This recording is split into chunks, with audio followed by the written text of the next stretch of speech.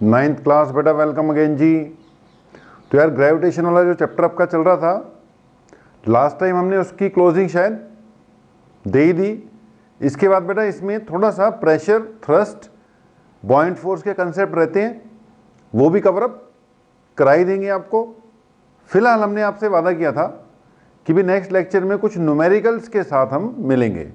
तो यार जो टॉपिक अपना कवर अप हुआ ना ग्रेविटेशन का, अप टू वेट एक्सेट्रा, वहाँ तक हम कुछ क्या करेंगे, न्यूमेरिकल्स करेंगे। बेटा स्टार्टिंग दे देंगे हम, बाकी आप एनसीईआरटी के न्यूमेरिकल्स जो हैं खुद भी ट्राई करना, और जो डाउट्स होंगे फिर वो लाइव क्लास में आपसे डिस्कस कर लिए जाएंगे, ठीक है नहीं।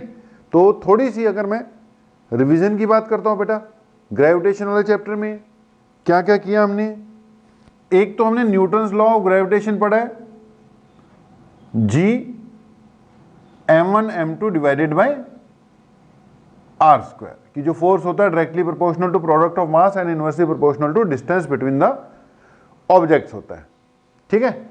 दूसरी बात हमने इस पे एक्सीलरेशन ड्यू टू ग्रेविटी पढ़ी यार, उसका फार्मूला कैलकुलेट किया, Gm divided by r square.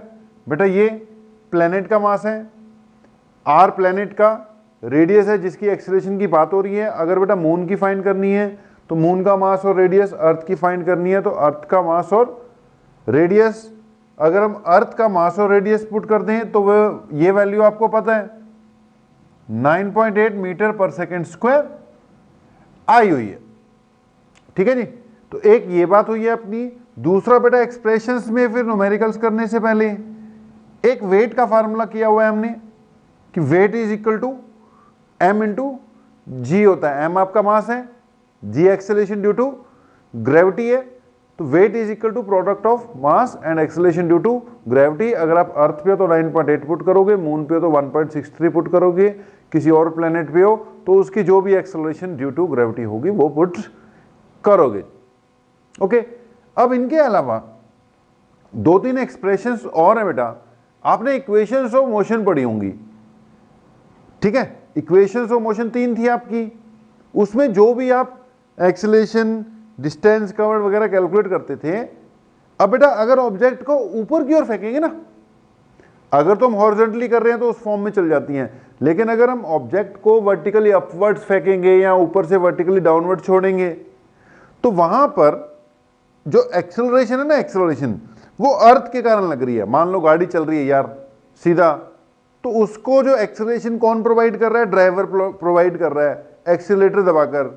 कोई बाइक चला रहा है, हॉरिजॉन्टली जा रही है, तो उसको जो एक्सेलरेशन कौन प्रोवाइड कर रहा है, फिर वही बात जो बाइक कर रहा है वो प्रोवाइड कर रहा है एक्सीलरेटर घुमाकर। लेकिन यार ऊपर से अगर कोई चीज गिर रही है नीचे की ओर तो उसको एक्सेलरेशन कौन प्रोवाइड कर रही है, ग्रेविटी। अच्छा, ग्रेविटी की एक्सेलरेशन ड्यू टू ग्रेविटी हमने कैलकुलेट कर ही रखी है, जी, जिसकी वैल्यू 9.8 होती है। तो अगर बेटा हम वर्टिकली अपवर्ड्स और वर्टिकली डाउनवर्ड्स वाले मोशन की बात कर रहे हैं स्पेशली, तो इसको हम मोशन अगेंस्ट ग्रेविटी भी कह सकते हैं। ग्रेविटी के कारण हो रहा है ना, मोशन ड्यू टू ग्रेविटी या मोशन अगेंस्ट ग्रेविटी। ऊपर जाओगे तो अगेंस्ट ग्रेविटी हो गया। वो जो एक्सेलरेशन है, अगर आप ऊपर की ओर फेंक रहे हो किसी चीज को तो एक्सेलरेशन तो नीचे लग रही है ना ग्रेविटी के कारण, ये रिटार्डेशन का रोल प्ले कर जाएगी, नेगेटिव लेंगे। अगर ऊपर से कोई चीज फेंक रहे हो नीचे की ओर जा रही है तो एक्सेलरेशन ही रहेगी, पॉजिटिव लेंगे। कहने का मतलब अगर वर्टिकली अपवर्ड्स और डाउनवर्ड्स की बात कर रहे हो तो आपकी जो एक्सेलरेशन होती है ना, एक्सेलरेशन ए, वो फिक्स होगी 9.8। बस इतना ध्यान रखना है कि उसको पॉजिटिव कब लेना है, नेगेटिव कब लेना है। अगर ऑब्जेक्ट ऊपर की ओर जा रहा है तो एक्सेलरेशन ड्यू टू ग्रेविटी यानी जी नेगेटिव लेंगे। अगर ऑब्जेक्ट नीचे की ओर जा रहा है तो एक्सेलरेशन ड्यू टू ग्रेविटी यानी जी पॉजिटिव लेंगे, क्योंकि नीचे जाते हुए स्पीड बढ़ रही है ऑब्जेक्ट की, ऊपर जाते हुए स्पीड कम हो रही है। तो अपनी यार जो इक्वेशंस ऑफ मोशन है, पहली क्या थी, इक्वेशंस ऑफ जो मोशन है अपनी, उसमें फर्स्ट इक्वेशन होती थी अपनी v equal to u plus at, ठीक है, v equal to u plus at. Second होती थी s इक्वल टू, होती थी क्या, अब भी होती है, u t plus half at square. और थर्ड वन होती है वी स्क्वायर मैंने u square equal to 2 a s। अब बेटा हमने बोला फॉर वर्टिकली अपवर्ड्स और फॉर वर्टिकली डाउनवर्ड मोशन जो एक्सेलरेशन है ना, एक्सेलरेशन वो फिक्स है, उसकी वैल्यू g है। अब वो कब पॉजिटिव लेनी है कब नेगेटिव लेनी है उसका ध्यान रखेंगे क्वेश्चन को सॉल्व करते वक्त। उसके अलावा बेटा इनिशियल वेलोसिटी को तो u ही बोलेंगे, फाइनल वेलोसिटी को v बोलेंगे और टाइम को t बोलेंगे। बस ये जो डिस्टेंस कवर्ड है इसकी जगह में हाइट शब्द का इस्तेमाल कर सकता हूं, क्योंकि जब हॉरिजॉन्टली चल रहे हैं उसको डिस्टेंस बोल देते हैं, जब आप ऊपर जा रहे हो या ऊपर से नीचे आ रहे हो तो उसको हम डिस्टेंस को हाइट भी बोल सकते हैं। डिस्टेंस ही बोल दो तो भी कोई दिक्कत नहीं है, लेकिन एक्सप्रेशन चेंज करके हाइट के फॉर्म में लिखवा देते हैं आपको। तो अगर मैं फर्स्ट इक्वेशन की बात करूं तो अपने यहां पे ग्रेविटी वाले केस में ये बन जाती है v equal to u plus g t हो जाती है यार। ए की जगह क्या लिख दिया, g लिख दिया। सेकंड इक्वेशन बन जाती है डिस्टेंस की जगह हाइट वर्ड यूज कर रहा हूं तो बन जाएगी h equal to u t plus half, acceleration की जगह g वर्ड यूज कर रहे हैं। अगली बात ये हो जाएगी v square minus u square equal to 2g h हो जाएगी जी। अब इस फॉर्म में इक्वेशंस को यूज किया जा सकता है। ओके जी, अब हमने बोला था न्यूमेरिकल्स, अब ये फार्मूले तो चाहिए ना, फार्मूले इसलिए हमने लिख दिए। अब अगली बात आती है न्यूमेरिकल्स की। एनसीईआरटी के कराते हैं यार ताकि किसी को कोई भी कंफ्यूजन ना रहे, एनसीईआरटी के क्वेश्चंस ही करवाते हैं। 10th क्लास में भी एनसीईआरटी के करवाए जाते हैं, क्योंकि बेटा सीबीएसई का एग्जाम जो है 100% 100% जिसको बोलते हैं वो एनसीईआरटी में से ही आता है। तो इधर उधर की बातें करेंगे, कर सकते हैं, पहले एनसीईआरटी के क्वेश्चन कवर अप कर। अगर आपने एनसीईआरटी के कवर अप कर लिए तो बाकी देखो वैसे ही हो जाते हैं, तो इजी होंगे। खैर करने की कोशिश करते हैं। अगर हम आपको बताएं तो पेज नंबर बेटा 136 पर, पेज नंबर 136 पर कुछ सॉल्व्ड एग्जाम्पल है, पहले वो कवर अप करते हैं, उसके बाद फिर अनसॉल्व्ड वाले भी कवर अप करते चले जाएंगे। तो अगर आप लोगों के पास एनसीईआरटी बुक हो तो इसमें पेज नंबर 136 पे क्वेश्चन है अपना एग्जाम्पल 2 10.2 है बेटा। एग्जाम्पल अगर मैं 10.2 देखता हूं तो कह रहा है car falls off a ledge and drops to ground in 0.5 second. ऊपर से कह रहा है कोई कार वार गिर गई, लेज जब देख लेना डिक्शनरी में क्या होता है, and falls off a ledge and drops to ground in 0.5 second. भैया ऊपर से कार वार गिरती है, कोई यहां से गिरी, मान लें ये कार है, ठीक है, नीचे गिर गई और समय कितना लगा 0.5 सेकंड्स, 0.5 सेकंड में नीचे गिर गई। जी कह रहा है 10 ले लो। अच्छा ये जो 9.8 होती है ना, इसको आमतौर पर क्वेश्चन में गिवन ही होता है कि यार 10 ले लो। देखो 9.8 अप्रोक्सीमेटली इक्वल टू 10 है ना, उससे कैलकुलेशन ईजी हो जाता है। आप भी 10 ही ले लिया करो, वैसे रूल है जब तक गिवन ना हो तब तक लेते नहीं है, लेकिन 10 लेके करोगे तो सॉल्व थोड़ा जल्दी हो जाता है। तो एक्सीलरेशन की जगह बेटा जी यूज होगा, जी कितना ले लेंगे 10 ले लेंगे। चलो बहुत बढ़िया, यहां तक हो गया। आगे कह रहा है what is the speed on striking the ground. एक तो नीचे पहुंचते पहुंचते, यहां पर पहुंचते पहुंचते बेटा जी स्पीड कितनी निकलेगी वो फाइंड करनी है। What is it's average speed during 0.5 second. एक तो इस जगह की स्पीड चाहिए, दूसरा फिर एवरेज स्पीड चाहिए, ठीक है, यहां से यहां तक इसकी एवरेज स्पीड, ठीक है। एवरेज स्पीड का मतलब जब ये गिरना शुरू किया था भैया 0 थी, फाइनली ये हो गई ना। एक तो फाइनल वेलोसिटी चाहिए, उस वक्त की इंस्टेंटेनियस वेलोसिटी चाहिए, दूसरा फिर ओवरऑल एवरेज वेलोसिटी भी कैलकुलेट करनी होगी। And how high is the ledge from the ground. ऊपर से कह रहा है कितनी ऊंचाई से गिरी है, ये भी फिर फाइंड कर दो, कर देंगे, कोई दिक्कत वाली बात है नहीं है। अगर बेटा देखो यहां से गिर रही है तो इसकी इनिशियल वेलोसिटी क्या मानोगे 0। अब इनिशियल वेलोसिटी 0 है, समय दे रखा है, फाइनल वेलोसिटी निकालनी है, तो देखो कौन सी इक्वेशन यूज होगी, पहली यूज हो जाएगी भाई मेरे ख्याल से, तो पहली ही यूज हो जाएगी v equal to u plus 80 का यूज करते हुए फाइनल ढूंढनी है नीचे गिरते वक्त, u 0 है, प्लस एक्सीलरेशन की जगह वो कह रहा है 10 ले लें, और समय कितना दे रखा था 0.5 दे रखा था। मतलब क्या निकला v इक्वल टू 10 इंटू 0.5, ये तो 5 हो गई। यानी नीचे पहुंचते पहुंचते इसकी स्पीड कितनी हो जाएगी 5 मीटर पर सेकंड। चेक कर लेते हैं आंसर, बिल्कुल सही आंसर आ गया 5 मीटर पर सेकंड। ठीक है जी। सेकंड पार्ट में क्या कहता है, एवरेज वेलोसिटी ढूंढो। अब बेटा एवरेज वेलोसिटी ढूंढने के कई तरीके हैं, जिनमें से सबसे बढ़िया तरीका है कि इनिशियल वेलोसिटी तो 0 थी, फाइनल वेलोसिटी जो है 5 है, तो इसकी जो एवरेज वेलोसिटी आएगी वो आएगी, ध्यान से सुनना, इसका फार्मूला हम यूज करते हैं initial plus final divided by 2, u plus v divided by 2। u की जगह 0, v की जगह 5/2, आंसर आ गया 2.5 मीटर पर सेकेंड। ये क्या हो गई जी, इसकी एवरेज वेलोसिटी हो गई। अब बेटा थर्ड पार्ट देखो, थर्ड पार्ट में क्या मांग रहा है, हाइट कि कितनी ऊंचाई से गिरा। अब इसके लिए फार्मूला देखो कौन सा यूज कर सकते हो, हाइट वाला पहला तो है नहीं, दूसरी या तीसरी इक्वेशन यूज कर सकते हो। अगर मैं इसको यूज करने की कोशिश करता हूं तो इनिशियल वेलोसिटी मुझे पता है 0, ये 0 हो जाएगा, मतलब ये गिवन है, ये पता है, टाइम भी पता है, तो बहुत बढ़िया। सेकंड इक्वेशन यूज हो जाएगी भैया। तीसरे पार्ट के लिए दूसरी इक्वेशन, तो यूजिंग क्या आएगा, h equal to u t plus half g t square. क्या बना, h equal to u t, ये तो 0 हो गया, क्यों, क्योंकि u 0 है जी, 0 t से मल्टीप्लाई होकर t की जो भी मर्जी वैल्यू हो 0 ही होगा। ये बन गया हाफ जी 10 लेना है, और टाइम कितना दे रखा था 0.5 का स्क्वायर।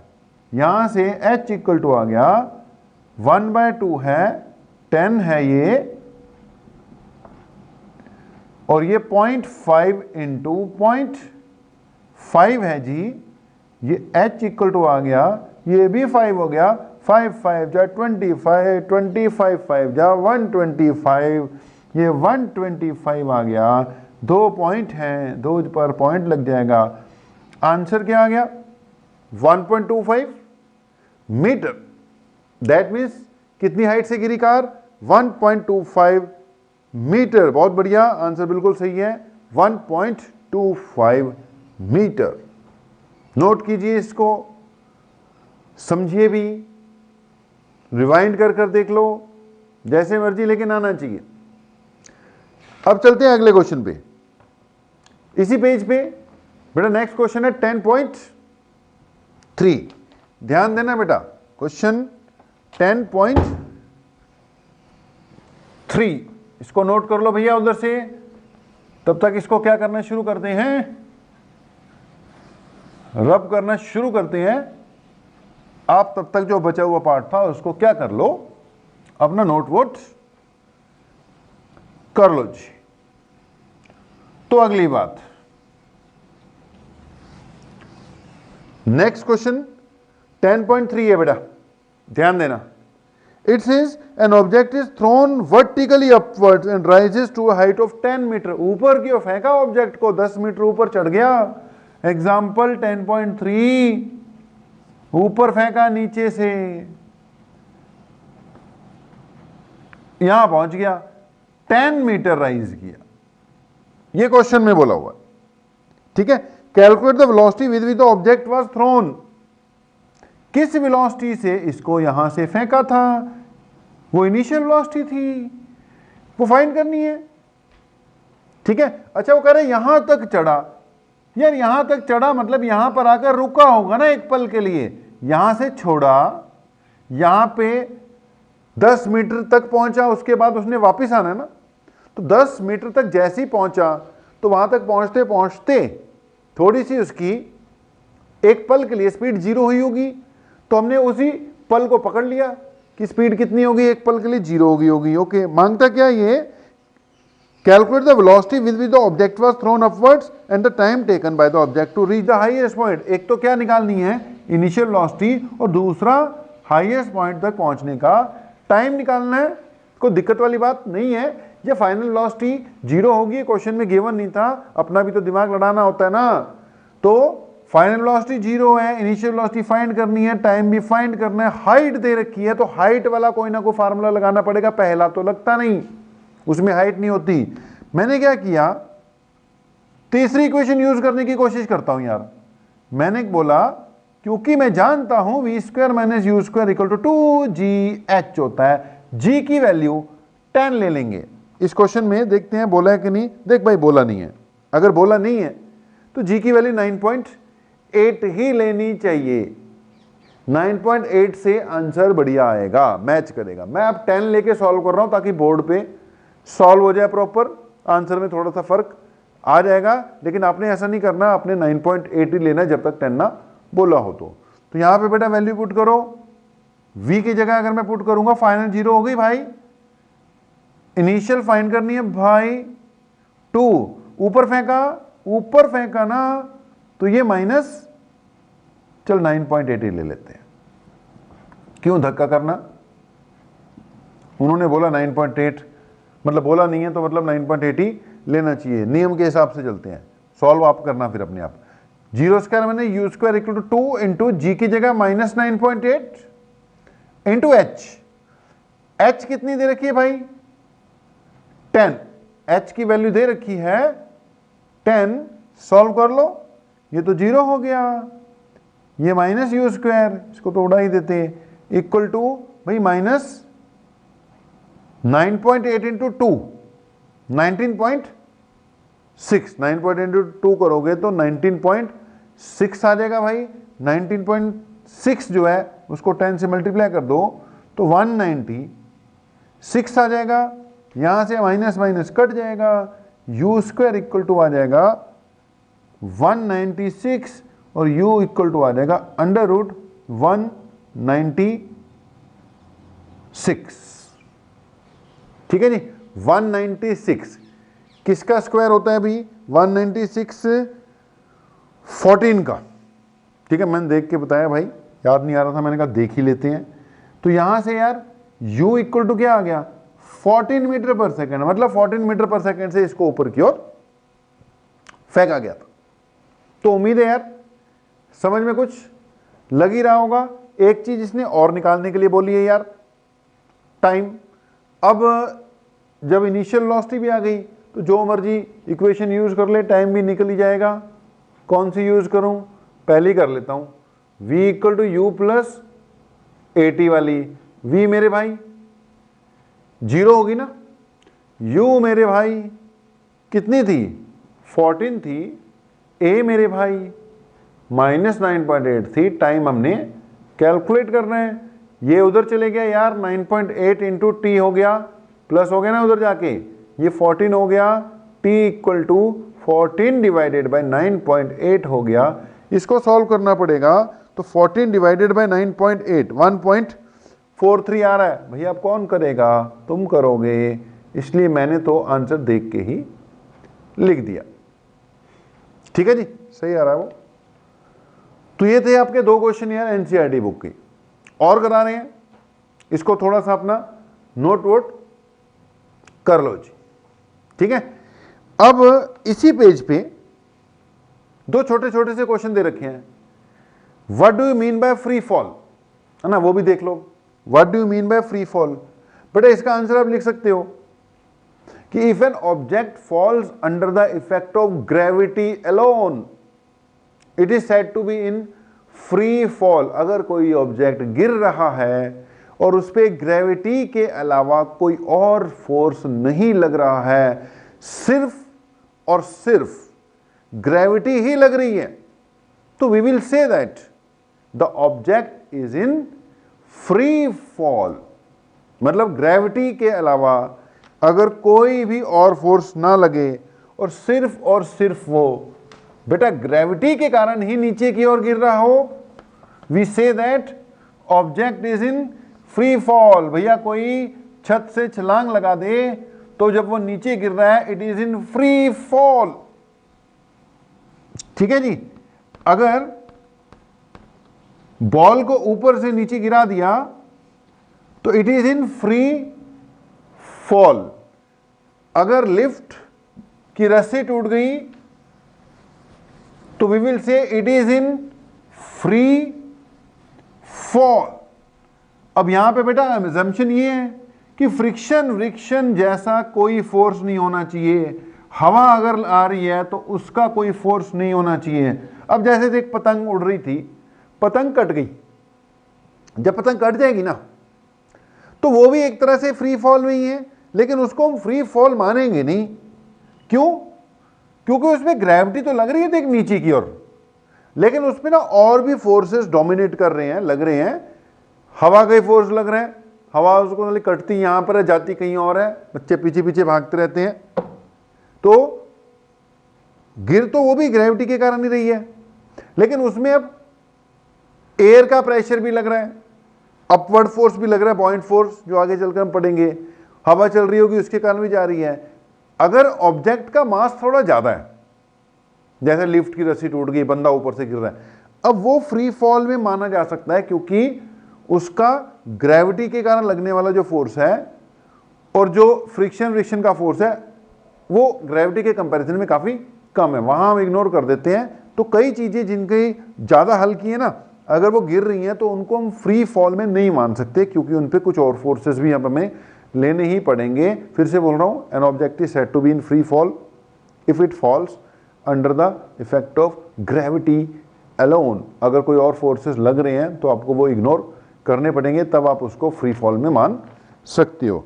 इसी पेज पे बेटा ये जो आपके छोटे छोटे से क्वेश्चन थे, एक और क्वेश्चन दे रखा है, what do you mean by acceleration due to gravity. अब इसमें क्या बताना है? Acceleration due to gravity is the acceleration produced in the object due to the force of attraction of earth. Earth द्वारा लगाए जाने वाले फोर्स ऑफ अट्रैक्शन के कारण जो ऑब्जेक्ट में ग्रेविटेशन आ जाती है, सॉरी एक्सेलरेशन आ जाती है, that is called acceleration due to gravity. Okay, ये वैसे हो जाएंगे, वैसे दिख गए भैया, हमने बोल दिए। अगले पेज पे आओ, पेज नंबर 138। इस पे एक एग्जांपल दे रखा है बेटा, हमने 10.2 10.3 तो करा दिया। 138 पे एक एग्जांपल है, एग्जांपल 10.4। देखना जी ये क्या कहता है, कहता है mass of N object is 10 kg, what is its weight on earth. क्या बात है, कह रहा बंदे का मास दे रखा है 10 kg, अर्थ पर उसका वेट कितना होगा। अरे कितना होगा, वेट का फार्मूला सिंपल, m इंटू जी। तो अर्थ पे वेट कितना होगा, m इंटू अर्थ की एक्सेलरेशन ड्यू टू ग्रेविटी कितनी है, 9.8 है, तो ये कितना था, 10 था, ले 98 न्यूटन।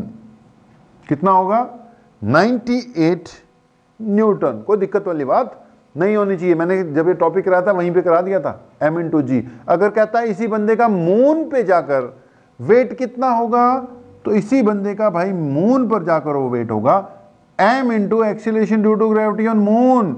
अब आपको पता होना चाहिए मून की acceleration due to gravity earth के कंपैरिजन में 1/6 है। कितनी है भाई, 1/6 है। तो ये m कितना था, 10 था, अर्थ वाली कितनी है, 9.8 है।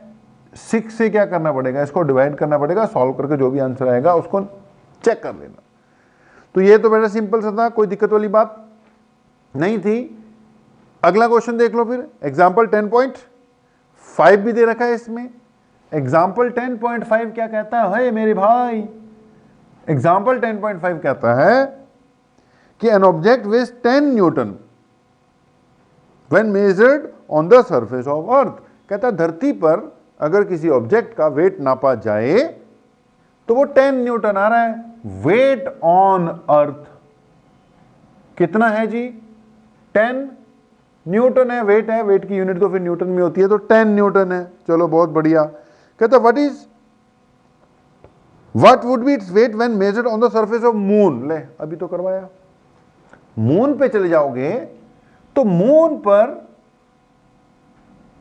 बेटा जी, जो जी है वो 1/6 ऑफ अर्थ हो जाती है।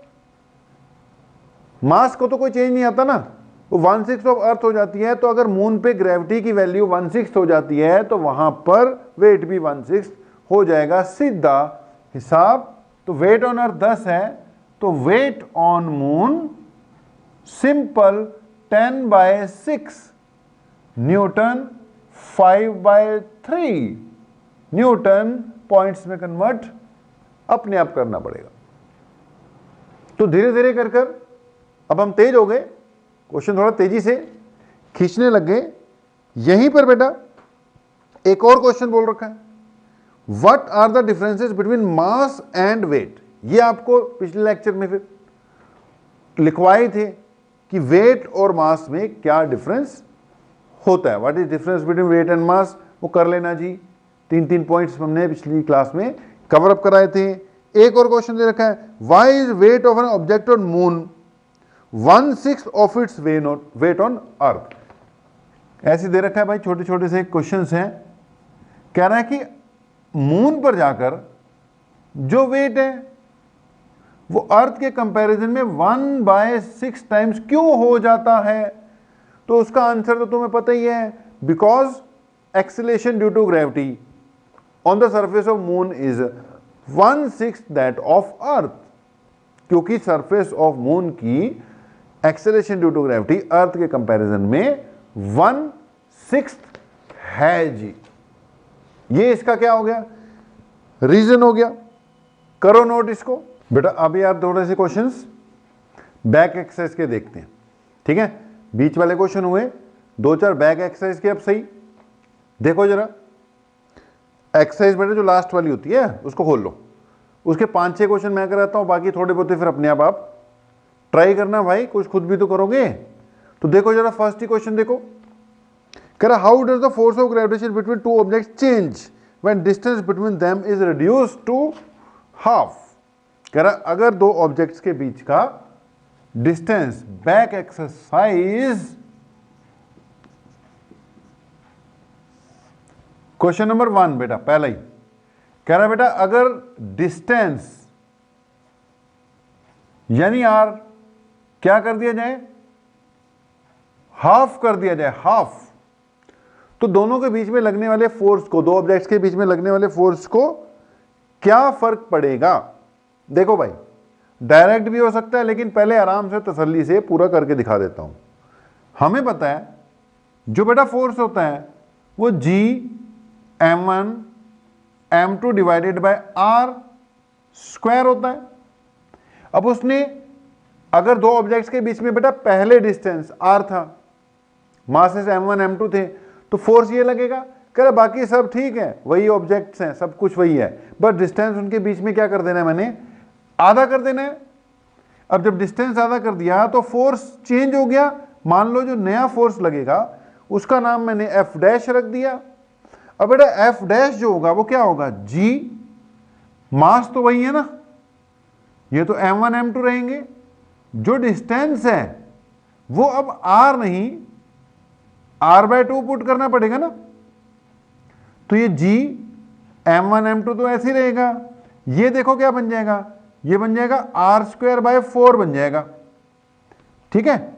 अब बेटा ये जो 4 है, इतनी मैथ्स तो आपको आती होगी, ये घूम के ऊपर जाएगा तो ये 4g m1 m2 r² हो जाएगा बेटा, 4g into m1 m2 divided bye r²। अब इसमें ये जो वैल्यू है, आप ध्यान से देखो, ये वाली वैल्यू जो है g m1 m2 r², g m1 m2 r², ये तो पहले वाला फोर्स है। अब इसकी जगह मैं क्या लिख सकता हूं, 4f हो जाएगा, यानी f डैश की वैल्यू कितनी आ गई, 4f। f dash new force है दोनों के बीच में लगने वाला, और जो f है वो पहले वाला फोर्स है। तो यार f dash equal to 4f, मतलब फोर्स जो है पहले वाले के कंपैरिजन में 4 गुना बढ़ जाएगा। डिस्टेंस हाफ करोगे तो फोर्स 4 टाइम्स इंक्रीज हो जाएगा। वैसे डायरेक्ट भी हो सकता था बेटा, देख इनवर्सली प्रोपोर्शनल टू r² है। इनवर्स का मतलब कम करोगे तो फोर्स ज्यादा, डिस्टेंस कम करोगे तो फोर्स ज्यादा हो जाएगा, लेकिन इसमें स्क्वायर भी लगा हुआ है ना, तो डिस्टेंस कम करने से फोर्स तो ज्यादा होना है, इनवर्स प्रोपोर्शनलिटी है, लेकिन आर पे बेटा लगा हुआ है स्क्वायर। अगर डिस्टेंस मैंने हाफ कर दिया तो हाफ का स्क्वायर होगा ना, वो 1/4 हो जाएगा, 4 घूम के ऊपर चले जाएगा। तो डायरेक्ट आगे से बेटा थोड़ा दिमाग लड़ाओगे तो डायरेक्ट हो जाते हैं, लेकिन चलो हमने सबके लिए करवा दिया। कोई बहुत तेज सोचता है, कोई धीरे सोचता है, कोई बहुत धीरे सोचता है, भाई कोई सोचता ही नहीं है। हमने सबके लिए करवा दिया, आराम से करवा दिया।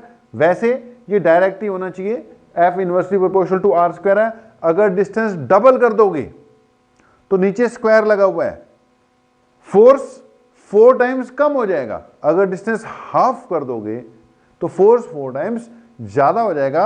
इसका आंसर है force will becomes 4 times of its initial value. बेटा ये पहला क्वेश्चन था, ठीक है जी। दूसरा देख लो, कह रहा है gravitational force acts on all objects in proportion to their masses, why then a heavy object does not fall faster than a light object. ध्यान से सुनना, वो कह रहा है कि फोर्स तो ग्रेविटेशन वाला जो फोर्स है वो तो सब पे उनके मास के प्रोपोर्शन के हिसाब से लगना चाहिए। लगता ही है, देखो जितना मास ज्यादा होगा उतना ही फोर्स ज्यादा होगा। ये दूसरा क्वेश्चन है, समझो। वो कहना चाहता है ये धरती माता है, ये ऑब्जेक्ट है।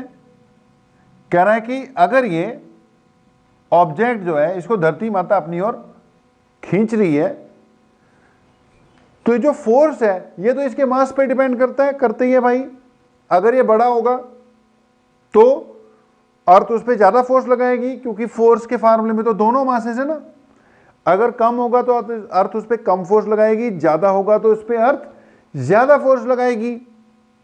अब वो कह रहा है लेकिन फिर सारे ऑब्जेक्ट सेम एक्सीलरेशन से नीचे क्यों जाते हैं? तो उसका आंसर है यार, फोर्स के फार्मूले में ये अर्थ का मास है, ये उस ऑब्जेक्ट का मास है और ये डिस्टेंस है उनके बीच में। तो फोर्स के फार्मूले तो G mass of earth mass of object r square लगेगा।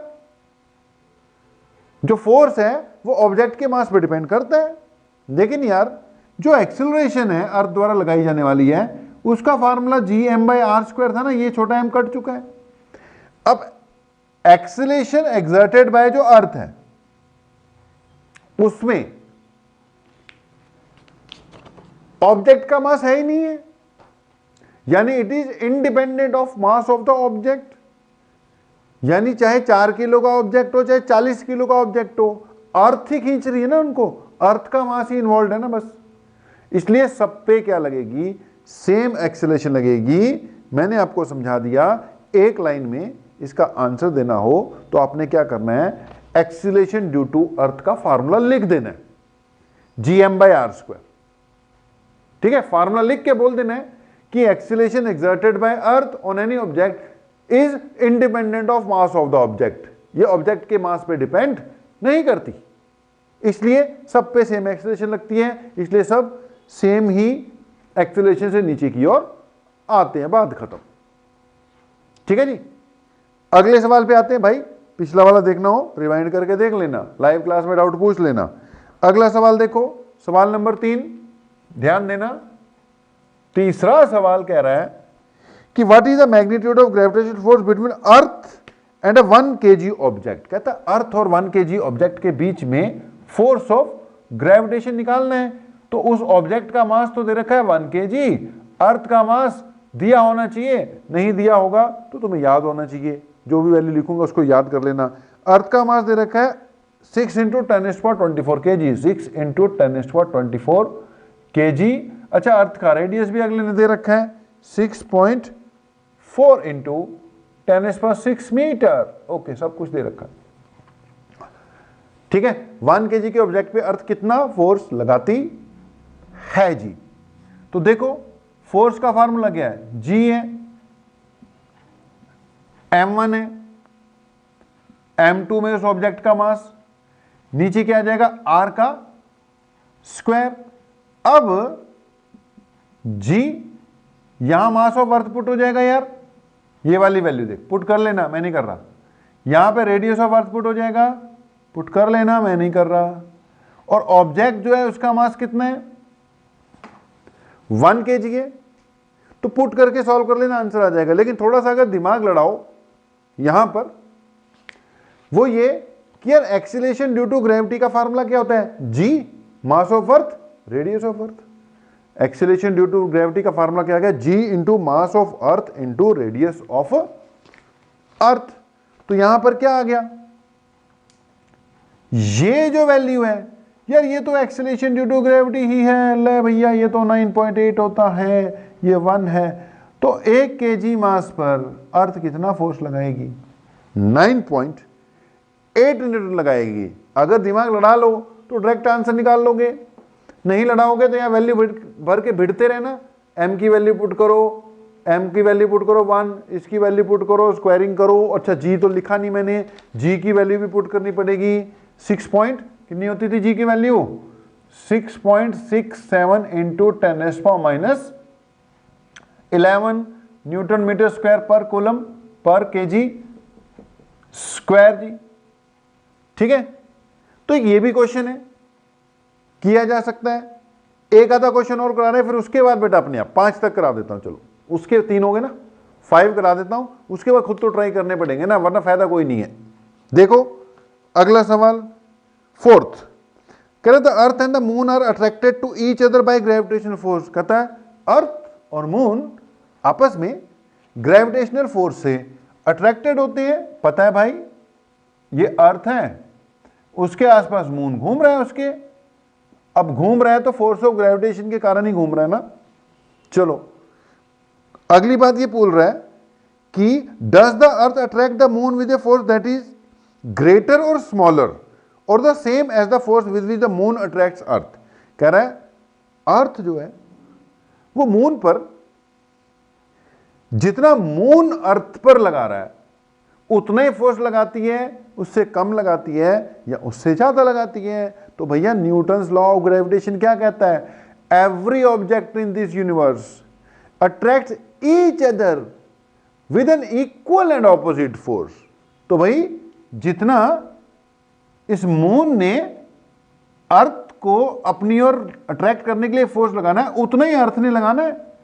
सेम लगाते हैं, सेम, दोनों के दोनों सेम फोर्स। पहले पार्ट का आंसर क्या है कि the force exerted by earth on the moon will be same as that exerted by moon on the earth. जितना मून अर्थ पे लगाएगा उतना ही अर्थ मून पे लगाएगी। भाई मून जितना अर्थ को प्यार करता है, अर्थ उसको उतना ही प्यार करती है। सेम फोर्स ऑफ अट्रैक्शन है दोनों के बीच में। अब अगला सवाल उसमें पूछ रहा है कि अगर ऐसा है दोनों एक दूसरे से इक्वल प्यार करती हैं तो मून ही अर्थ के आसपास गेड़ियां क्यों लगा रहा है, अर्थ उसके आसपास गेड़ियां क्यों नहीं लगाती, या मून ही उसकी तरफ अट्रैक्ट क्यों होता हुआ दिखाई दे रहा है, अर्थ क्यों नहीं अट्रैक्ट होते हुए दिखाई दे रही। तो सवाल तो जायज है कि प्यार तो दोनों एक दूसरे को बराबर कर रहे हैं, सेम फोर्स लगा रहे हैं, लेकिन अट्रैक्ट मून ही हो रहा है, अर्थ की अट्रैक्शन दिख ही नहीं रही। भाई अर्थ अट्रैक्ट तो उतना ही हो रही है, अट्रैक्शन कहां से नजर आएगी, वो तो फोर्स से, फोर्स तो सेम है, लेकिन अर्थ का मास बहुत ज्यादा है मून के कंपैरिजन में। अर्थ का मास मून के कंपैरिजन में बहुत ज्यादा है, इसलिए मून तो खींचा चला आता है जब अर्थ उसको खींचती है, लेकिन जब मून उसी फोर्स से उसको खींचता है तो अर्थ बेचारी हिल नहीं पाती, खींच नहीं पाती। रीजन क्या निकला इसका कि due to more mass of earth, earth का मास ज्यादा। यार एक ऑब्जेक्ट है हल्का है, दूसरा ऑब्जेक्ट भारी है, दोनों पे सेम ही फोर्स लगाओगे तो जो हल्का है वो ही हिलेगा ना। तो ये कारण रहा। ये था सवाल नंबर 4। देखिए कंसेप्चुअल था, वैसे करा दिए। 5 का वादा था हमारा, 5वां भी कर देते हैं। कह रहा है if the moon attract the earth why does the earth not move towards the moon.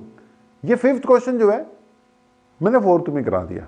मैंने 4th आगे पढ़ा नहीं था, मुझे लगा कि पूछेगा ये वाली बात, लेकिन उसने 4th में पूछी ही नहीं। 4th में बस यहां बात खत्म करती थी कि as the force with which the moon attracts why. 4th में बस उसने इतना पूछा था कि उतना ही फोर्स लगाता है कि उससे कम लगाता है, अर्थ की ज्यादा लगाती है।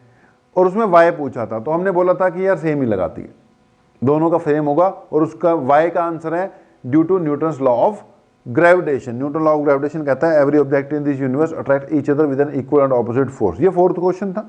फिफ्थ का मेरा वादा था, वो मैंने पहले ही वादा पूरा कर दिया।